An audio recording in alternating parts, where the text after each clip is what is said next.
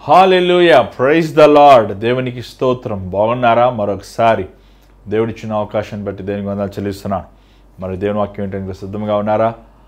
Welcome you all to the hour of prayer. ప్రార్థన గడి అనే కార్యక్రమంలో ఆహ్వానిస్తున్నాం. మరి ప్రతిరోజు దేవుడు కృప బట్టి ఈ వాక్యముని మీతో పంచుకుంటానికి బైబిల్లో ఉన్న మాటలు, బైబిల్లో ఉన్న అధ్యాయాలు ధ్యానిస్తానికి, పత్రికలు ధ్యానిస్తానికి, పుస్తకములు ధ్యానిస్తానికి దేవుడు కృప చూపిస్తున్నాడు. మరి ఈరోజు ఒక కొత్త అంశంతో మనం దేవుని వాక్యములకు వెళ్దాం. మరి వెళ్ళక ముందు ఒక చిన్న ప్రార్థన. పరిశుద్ధమైన తండ్రి, దయగల ప్రభా, మరొకసారి పాసనిలోకి వస్తున్నామయ్యా.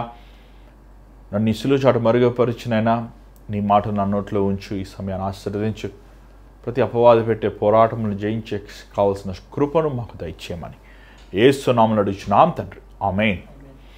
మొదటి యోహాను మొదటి అధ్యాయము 5వ వచనం నుంచి చదువుదాం. మొదటి యోహాను మొదటి అధ్యాయము 5వ వచనం. మేమాయన వలన విని మీకు ప్రకటించి వర్తమానం ఏమనగా, దేవుడు వెలుగై ఉన్నాడు, ఆయన యందు చీకటి ఎంత మాత్రమును లేదు. చాలండి. ఇక్కడ మనం చాలా చక్కని మాటలు యోహాను ప్రభు గురించి చెప్తూ మనం చూస్తున్నాం. దేవుడు వెలుగై ఉన్నాడు. Light, God is light. ఏమండి? దేవుడు వెలుగై ఉన్నాడు. వెలుగు చీకటికి వ్యత్యాసం తెలియని వారు ఎవరు ఉండరు. కానీ వెలుగుని చేసిన వారు ఎవరు? చూడండి, ఆది కాండము మొదటి అధ్యాయము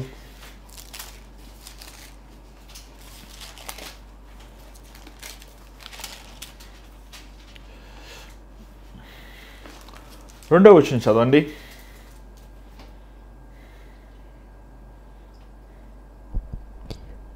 భూమి నిరాకారముగాను శూన్యముగాను ఉండెను, చీకటి అగాధ జలములపైన కమ్ముచుండెను, దేవుని ఆత్మ జలములపై లాడుచుండెను.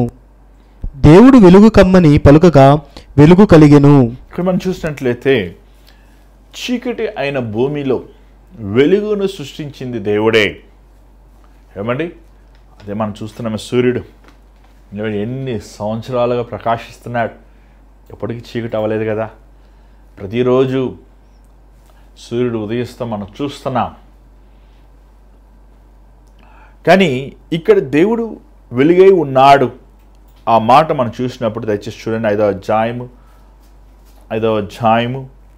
మొదటి యోహాను మొదటి యోహాను మొదటి అధ్యాయము 5వ వచనం ఒకసారి చదవండి. మేమాయన వలన విని మీకు ప్రకటించు వర్తమానం ఏమనగా, దేవుడు వెలుగై ఉన్నాడు, ఆయన యందు చీకటి ఎంత మాత్రమును లేదు. దేవుడు వెలుగై ఉన్నాడు, ఆయనలో ఎంత మాత్రము చీకటి లేదు. వెలుగు అనేది ఏమండి? It is a purest form. దేవుడు వెలుగై ఉన్నాడు. ఏమండి? ఈ ప్రభువు దేవుడు వెలుగై ఉన్నాడు అంటే ఏంటి అర్థము?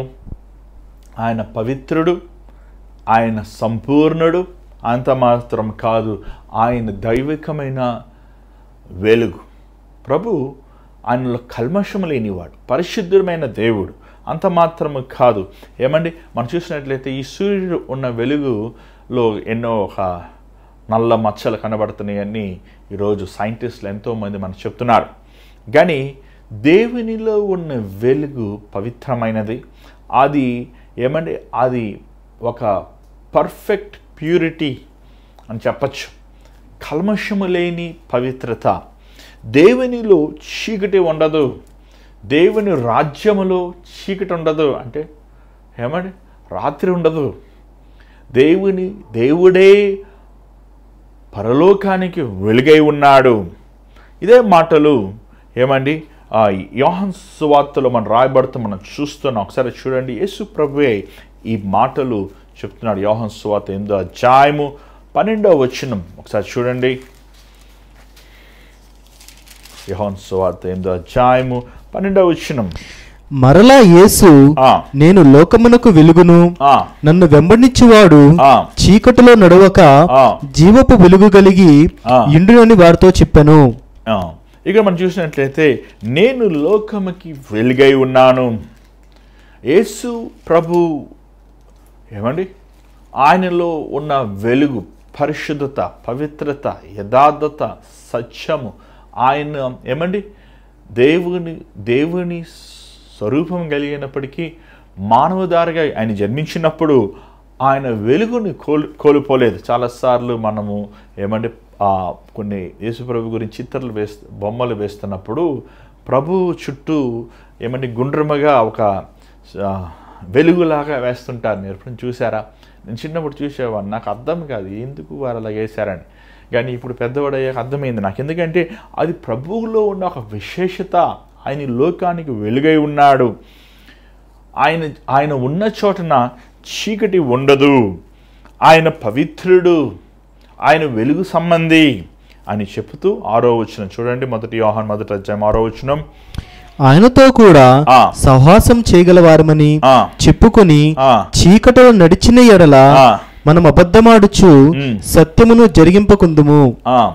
ఇక్కడ ఒక చాలా ముఖ్యమైన పాయింట్ చెప్తున్నారండి. యోహాను దేవునిని ఎంతో ప్రభుతో పాటు నడిచినవాడు, జీవించినవాడు, ప్రభు వర్తమానముని, వాక్యమని, ఆశ్చర్యక్రియల్ని తన కళ్ళారా చూచినవాడు, ప్రభువుని బాగా అర్థం చేసుకునేవాడని చెప్పచ్చు మనకు కావాలంటే. ప్రభు మనసు ఎంతో తనకి తెలుసు. ఇక్కడ ఒక చాలా చక్కని మాట అంటున్నాడు. ఏమంటున్నాడంటే, మనం ఆయనతో సహవాసము చేస్తూ మనం ఇంకనూ చీకటిలో నడిస్తే మనము అబద్ధం ఆడుతున్నామంట. చీకటికి వెలుగుకి ఏం సంబంధము? చూడండి, ఇదే మాటలు పౌలు కూడా మనకు కొరింథీ సంఘానికి బోధిస్తున్నట్టు మనం చూస్తున్నాం. 2 కొరింథీ 6వ అధ్యాయము 14వ వచనం ఒకసారి చూద్దామా? మీరు అవిశ్వాసులతో జోడుగా ఉండకుండి. నీతికి దుర్నీతికి ఏమి సాంగత్యము? వెలుగునకు చీకటితో ఏమి పొత్తు? వెలుగుకి చీకటికి ఏం పొత్తు? ఏమంటే మనం వెలుగుకి సంబంధమైన వారం. వెలుగుతో ప్రభుతో మనం నడుస్తున్నప్పుడు మనలో ఇంకనూ చీకటి ఉంటే మనము అబద్ధం ఆడుతున్నాము. చీకటి వెలుగు ఎలాగ ఉంటుంది? ఒకే స్థలంలో వెలుగు వచ్చిన చోట చీకటి నిర్మూలమైపోతుంది. క్రీస్తు ఉన్న చోట అపవాది అనుచరులకి అధికారము లేదు. ఏమండి, ఇక్కడ చూసినట్లయితే చీకటి సంబంధమైన వారము. చీకటి అంటే చీకటిలో ఏముంటుంది? అబద్ధం ఉంటుంది, మోసం, అన్యాయం ఉంటుంది. అక్కడ సత్యము లేదు. వెలుగు సంబంధమైన వారు సత్యమును మాట్లాడువారు, సత్యమును నెరవేర్చువారు. సత్యం అంటే ఏంటి? యేసుప్రభు ఏమన్నాడు? నేనే మార్గము, సత్యము, జీవమై ఉన్నాను. దేవుని వాక్యముని, ప్రభు వాక్యముని విని దాని ప్రకారం గైకునేవాడు సత్యమును జీవిస్తున్నాడు. ఏమండి, అంత మాత్రమే కాదు. 7వ వచనం చదవండి ఒకసారి. అయితే ఆయన వెలుగులోనున్న ప్రకారము మనమును వెలుగులో నడిచిన ఎడల మనము అన్యోన్య సహవాసము గలవారమై ఉందుము. అప్పుడు ఆయన కుమారుడైన యేసు రక్తము ప్రతి పాపము నుండి మనలను పవిత్రులుగా చేయును. ఏమైనా చూసినట్లయితే అన్యోన్య సహవాసం, మనం వెలుగులో నిలిచిన వారమైనప్పుడు, క్రీస్తులో నిలిచిన వారం. ఏమంటున్నారండి పౌలు? ఈరోజు చాలాసార్లు యేసుప్రభు రక్షించబడి బాప్తిజం పొందుకొని, క్షమించండి, యోహాను ఏమంటున్నాడు? ఎంతోమంది రక్షించబడి బాప్తిజం తీసుకొని ఇంకను పాత జీవితం కొనసాగుతున్నారు. ప్రభా నన్ను క్షమించు, నేను పాపిని, నేను దుర్మార్గుని అంటున్నారు. మరలా వారు వెళ్ళి వారి వ్యసనములు వారు కొనసాగిస్తున్నారు. అలాంటి వారు చీకటి సంబంధమైన వారు. కానీ ఎవరైతే వారి పాపములు ఒప్పుకుని విడిచిపెట్టి యేసుతో పాటు సహవాసం చేస్తారో వారిని యేసు ప్రభు శుద్ధి చేస్తాడు. They will be cleansed. ఏమండి, వాళ్ళు పరిశుద్ధపరచబడతారు. అదే మనం వాక్యంలో మనం చూస్తున్నాం. ఏమండి, యేసు ప్రభు రక్తం మనల్ని సకల పాపముల నుంచి విమోచించును. యేసుప్రభు రక్తం మన చాలా మన వ్యసనములు అండి. చూడండి, వ్యసనాలు, పాపాలు, అపరాధాలు ఇవన్నీ మనలో ఉండి యేసుప్రభు నాలో ఉన్నాడు అంటే ఇది జరగని పని. యేసుప్రభు నీలో ఉన్నప్పుడు, యేసుప్రభు శక్తి నీలో ఉన్నప్పుడు అపవాది అనుచరులకు ఏం మాత్రము అధికారము లేదు. సాతాను సంబంధమైన వాటికి ఏ అధికారము ఉండకూడదు. ఉంటే నీలో పాపం ఉందన్నమాట. నువ్వు చీకటిలో కొనసాగుతున్నావు అన్నమాట. దానికి మనం ఏమి చేయాలి? ఏమండి, మనల్ని పవిత్రపరిచే యేసు రక్తం దగ్గరకు రావాలి. చూడండి, మన పాప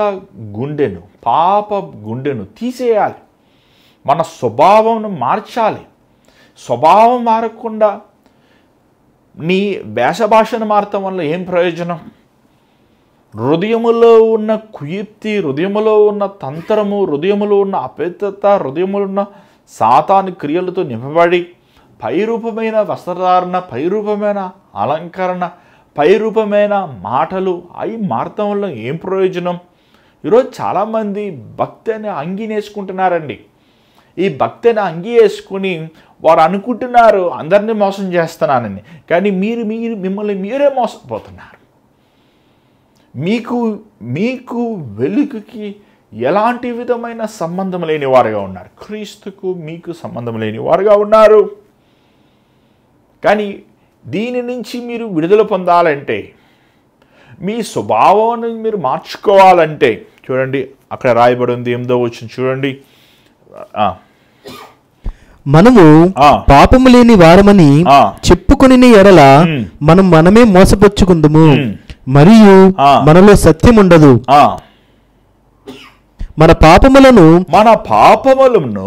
మనం ఒప్పుకొని ఎడల ఆయన నమ్మదగిన వాడును నీతిమంతుడును గనుక ఆయన మన పాపములను క్షమించి సమస్త దుర్నీతి నుండి మనల్ని పవిత్రులుగా చేయును.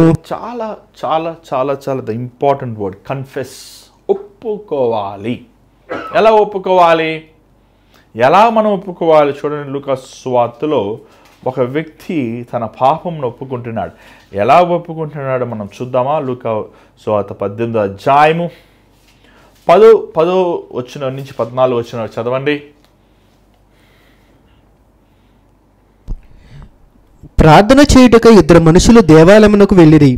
వారిలో ఒకడు పరిసయ్యుడు, ఒకడు సుంకరి. పరిసయ్యుడు నిలవబడి, దేవా, నేను చోరులను, అన్యాయస్తులను, వ్యభిచారులైన ఇతర మనుషుల వలనైనను ఈ సుంకరి వలనైనను ఉండనందుకు నీకు కృతజ్ఞతాస్తుతులు చెల్లించుచున్నాను. వారమునకు 2 మార్లు ఉపవాసము చేయుచు నా సంపాదన అంతటిలో 10వ వంతు చెల్లించుచున్నానని తనలో తాను ప్రార్థన చేయుచుండెను. అయితే సుంకరి దూరముగా నిలిచి ఉండి ఆకాశం వైపు కనులెత్తునట్టు ధైర్యము చాలక రొమ్ము కొట్టుకొనుచు దేవా, పాపినైన నన్ను కరుణించు పలికెను. చూడు ఎంత చక్కగా అక్కడ పరిషేడు చూస్తున్న స్వనీతితో ఉన్న ప్రార్థన, సుంకరి ప్రార్థన చూస్తున్నా. It is not about the length of the prayer, it is the quality of the prayer.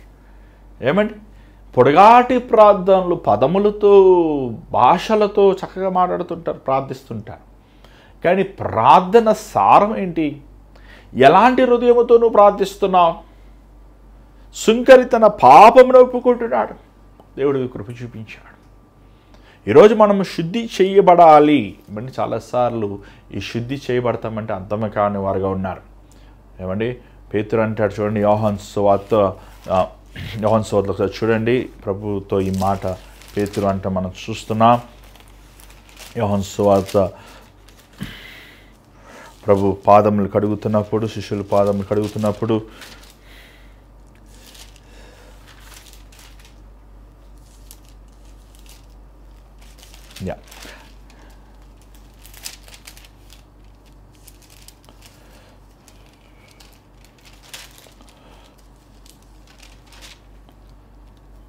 క్షమించండి, ఇక్కడ యోహాను సువార్తలో ఉంది, మనం చూస్తున్నాం. 13వ అధ్యాయము 10వ వచనం ఒకసారి చూడండి. 13:10 ఒకసారి చూద్దాం.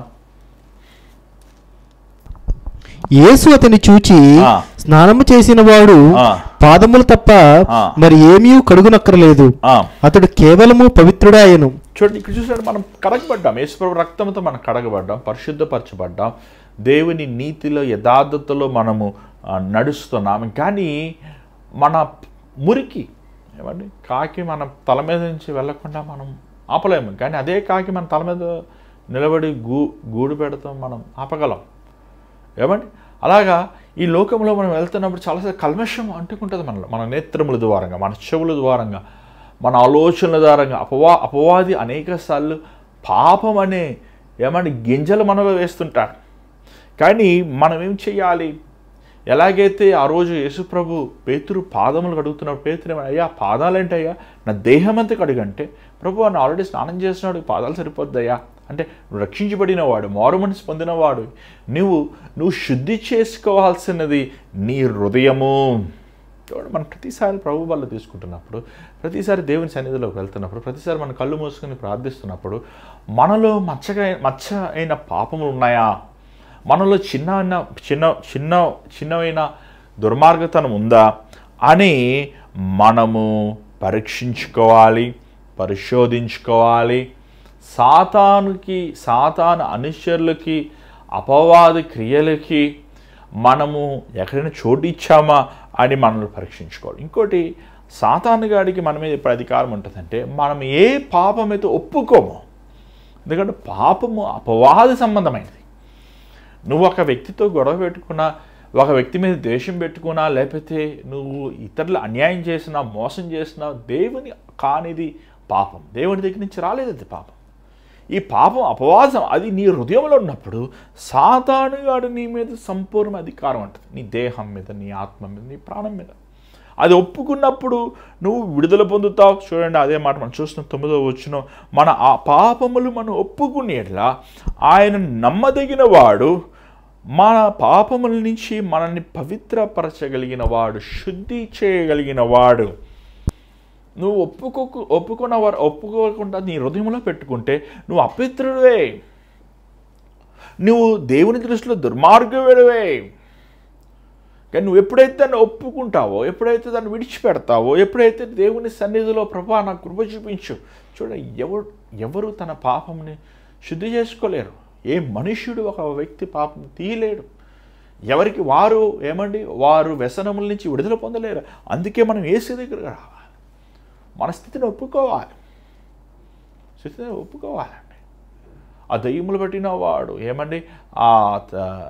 యేసుప్రభు తీసుకొచ్చి చూడండి, మార్కు సువార్త మనం చూస్తున్నాం. మార్కు సువార్త 9వ అధ్యాయము. సరే, మీ బైబిల్ తిప్పండి, మాతో పాటు మీరు చదవండి. 9వ అధ్యాయము అక్కడ మనం 20 అంతా కూడా చదవవసరం లేదు, 23వ వచనం చదవండి, లేకపోతే 22 నుంచి చదవండి. ఎస్, అది వాని నాశనము చేయవలనని తరచుగా అగ్నిలోను నీళ్లలోను పరద్రోయును. ఏవైనను నీ వలనైతే మా మీద కనికరపడి మాకు సహాయము చేయమనెను. అందుకు యేసు, నమ్ముట నీ వలనైతే నమ్మువానికి సమస్తము సాధ్యమని అతనితో చెప్పాను. అవిశ్వాసం ఉన్న చోట దేవుడు వెంటనే వాళ్ళని గద్దిస్తున్నాడు, తన తండ్రిని గద్దిస్తున్నాడు. అయ్యా, నువ్వు అవిశ్వాసమును తీసేయి. ఏంటి ఇంగ్లీష్ వాళ్ళు చాలా బాగుంది. ఇఫ్ యూ క్యాన్, అదేంటిది ఇఫ్ యూ కుదిరితే ఏంటి? నాకు కుదిరింది ఏమీ లేదయ్యా, నీ శూన్యముని సమస్తముని చేసిన వాడిని నేను. నమ్మువాని బట్టి సమస్తము సాధ్యం, నువ్వు నమ్ము అంతే. ఎంత చక్కగా ప్రభు వారిని, ఆ తండ్రిని తనను ఉన్న అవిశ్వాసం నుంచి బయటికి రమ్మంటున్నాడు. ఆ రోజు శిష్యులు వాడు పడుకుంటున్నప్పుడు మెరుపులు, గాలి, తుఫాను వస్తున్నప్పుడు శిష్యులు అరిచినప్పుడు ఏమన్నాడు ప్రభు? అల్ప విశ్వాసులారా అని ఆకాశంని గాలిని గద్దించినుంది. ఇక్కడ అంటున్నాడు, నీ అతిక్రమములు, నీ దోషములు, నీ పాపములు ఒప్పుకుని విడిచిపెడితే ఆయనను క్షమించేవాడు, కృప చూపించేవాడు, కరుణించేవాడు, కాపాడువాడు, సహాయం చేసేవాడు, మన బలహీనతలు ఆయన ఎరిగినవాడు, మన లోపములు ఆయన ఎరిగినవాడు, మన స్థితిగతులు ఆయన, ప్రతి ఒక్క స్థితిగతులు ఆయన ఎరిగినవాడండి. ఈరోజు అపవాది నిన్ను చీకటితో నింపేసిందేమో, నిన్ను మబ్బు పెట్టేసిందేమో, నేను అపవాది సాతాను క్రియలతో, సాతానుడు తన కార్యాలతో, తన వ్యసనాలతో కట్టెలు కట్టేశాడేమో. కానీ నీ అపవిత్రతనంతా యేసు సన్నిధిలో ఒప్పుకుంటున్నప్పుడు నువ్వు కనికరం పొందుతావు, కృప పొందుతావు, నువ్వు రక్షించబడతావు. అంతేగాని నాలో పాపం లేదు, నేను పరిశుద్ధని అంటాం కుదరదు కదా. ఆవగించేంత విశ్వాసం ఉంటే నువ్వు పరలోకానికి వెళ్తావు, ఆవగించేంత పాపం ఉంటే నువ్వు నరకానికి వెళ్తావు. నీకు తెలుసా? 10వ వచనం చూడండి. మనం పాపము చెయ్యలేదని చెప్పుకుని ఎడల ఆయన అబద్ధునిగా చేయువారు మగుదుము. చూడండి, మనం పాపములు, మన తల్లి పాపములు ప్రసవించింది. ఏమంటే ఆదాము స్వభావం పాప స్వభావం. మన నరముల్లో, మన వేరుల్లో పాప స్వభావం ఉంది. కానీ ఈ పాపమని నిర్మూలన చేయగలిగింది యేసు ప్రభు రక్తం ఒకటే. ఏమంటే కరోనా ఇప్పుడు తగ్గిపోయింది చాలా వరకు, దేవునికి స్తోత్రం. వచ్చినా కూడా చాలామంది హాని చేస్తలేరు. కానీ కోవిడ్ వచ్చిన వారు ఎలా మరణించారు? అది బ్లడ్ని క్లాట్ చేసేస్తుంది. ఆర్గాన్ అన్నింటికి బ్లడ్ సప్లై చేయకుండా ఏమంటే బంధించి పడేస్తుంది. గుండెపోటు వచ్చి చివరిగా చచ్చిపోతున్నాడు చాలా. కానీ దేవుడి వాక్యం సెలవిస్తుంది, దేవుడు ప్రభు సెలవిస్తున్నాడు ఏమనంటే మన పాపముల నుంచి ఆయన విడుదల. నీ ఏ రక్తమైతే నీ రక్తముని, నీ ప్రాణముని పాపము స్తంభించేసిందో దానిని విడుదలిస్తానికి యేసు రక్తము సకల పాపముల నుంచి మనం విమోచించగలం. ఈరోజు దేవుని మనల్ని వెలుగు సంబంధులుగా చేసి ఉన్నాడు. వెలుగులో ఏమండి మచ్చలు చూసుకుంటాం చాలా సులువ, చీకటిలో మచ్చలు చూసుకుంటాం చాలా కష్టం. మనం వెలిగించబడ్డాం, దేవుని వాక్యము ద్వారా వెలిగించబడుతున్నాం, ఆయనతో మనం నడుస్తున్నాం. మన మచ్చలు ఉన్నప్పుడు ఆ మచ్చలు ప్రభు రక్తముతో మనం శుద్ధి చేసుకోవాలి. ఈరోజు నీ జీవితం శుద్ధి చేసుకున్నావు, ఈరోజు పవిత్రంగా ఉన్నావు. నువ్వు నీ హృదయం యథార్థంగా దేవుని దగ్గర ఉందా? నీ నోటి కడగబడిందా? అబద్ధములు, మోసం, అన్యాయం, అక్రమం, లోకముతో నింపబడి ఉన్నావా? లేకపోతే శుద్ధి చేయబడ్డావా? సరే ఆలోచించుకో. దేవుని సన్నిధికి నీ జీవితం, దేవుని సన్నిధికి రా, నీ జీవితము దేవునికి ఇచ్చి ఆయన రక్తముతో నిన్ను కడుక్కో. దయచేసి స్థలం ఉంచని ప్రార్థన చేద్దాం. పరిశుద్ధమైన తండ్రి దయగల ప్రభా, మరొకసారి నీ పాద సన్నిధిలోకి వస్తున్నామయ్యా. మాలో ఉన్న అపవిత్రతని, మాలో ఉన్న తిరుగుబాటు స్వభావం, మాలో ఉన్న చీకటి, మాలో ఉన్న వ్యసనములు అయినా సమస్తము నీ సిలువ రక్తము ద్వారా విమోచించబడు. అయ్యా, మాలో ఉన్న బలహీనతను ఎరిగినవాడు, మాలో ఉన్న స్థితిగతులను ఎరిగినవాడు, మాలో ఉన్న లోపమును ఎరిగినవాడు. మమ్మల్ని కడుగు నాయన, మమ్మల్ని బాగు చేయి నాయన, మమ్మల్ని శుద్ధి చేయి ప్రభా, మమ్మల్ని పవిత్రపరిచేయి. ఈరోజు నాయన నీ మాటతో నన్ను నింపు నాయన, నీ సిలువ చాటు నన్ను మరుగుపరచు, నీ కృప చూపించు, నీ సహాయం నాకు దయచే నాయన. అవునయ్యా, ఈరోజు ఎంతోమంది నీ ప్రేమను ఎరిగి నీ వెలుగులోకి నేను వారు వచ్చి మరలా లోకము సారంగా వెళ్ళిపోతున్నారయ్యా. అలాంటి వారిని నేను వెతికి రక్షిస్తాముకే మనిషి కుమారుడు ప్రత్యక్షమై దేవా నీ ప్రేమను ఎరిగి ఆ ఇశ్రాయేలు ప్రజలను బాధ పెట్టిన వారు. అలాగ మేము ఉండక నాయన, నేను నీ మరొకసారి సిలువ దగ్గరికి వచ్చి మా స్థితిగతులు మేము సరి చేసుకొని సరిదిద్దుకుంటాను. కృప చూపించమని ఈరోజు మమ్మల్ని అందరినీ నాయన నీ రక్తంతో పరిశుద్ధపరిచి నీ వాక్యంసారంగా చివరి వరకు మేము ఉండేవారుగా, జీవించేవారుగా, మేము లోకమునికి వెలుగై ఉండేవారుగా ఉండడానికి సహాయం చేయమని యేసు నామములో అడుగుచున్నాం తండ్రి, ఆమేన్. మరి ఈరోజు దేవుడు మీతో మాట్లాడండి, మాకు తెలియపరచండి. మరి ఈ ఆన్లైన్ ప్రోగ్రాం ద్వారా అవర్ ఆఫ్ ప్రేయర్ ప్రతిరోజు సాయంకాల సమయంలో మీకు వాక్యం బోధించబడుతుంది. మరి మీరు ఈ ఛానల్ లైక్ చేశారా? సబ్స్క్రైబ్ చేయండి. మరి ముఖ్యమైన గమనికండి, ఆదివారము R33 ఐకాన్ ఏసీ బ్యాంక్వెట్ హాల్లో 9:30కి సండే సర్వీస్ ఉందండి. దయచేసి గమనించండి. హైదరాబాద్ చుట్టుపక్కల ప్రాంతంలో రండి, దేవుని దీవెనలు పొందండి. అంత మాత్రమే కాదు, మీ బంధువులు, మీ స్నేహితులను ఆహ్వానించండి. ఈ భారమైన పరీక్షలో దేవుడు మిమ్మల్ని ప్రేరేపిస్తే మీ గ్రూపులు మీ విరాళం పంపించవచ్చు. Google pay, PhonePe account numbers ద్వారా ఈ పరీక్షల్లో మీరు పాలు పొందొచ్చు. అంత మాత్రమే కాదు, మీ ప్రార్థన అవసరతలు స్క్రీన్ మీద కనబడుతున్న నెంబర్కి 8939392139 అనే నెంబర్కి మీరు వాట్సాప్ కానీ టెక్స్ట్ మెసేజ్ కానీ పంపించవచ్చు, మీ వాయిస్ మెయిల్ పంపించవచ్చు. మేము మీకోసం ప్రార్థిస్తున్నాం, మీరు మా కోసం ప్రార్థించండి. దేవుని చేత మీద కలుసుకుందాం. అంతా God bless you. Take care.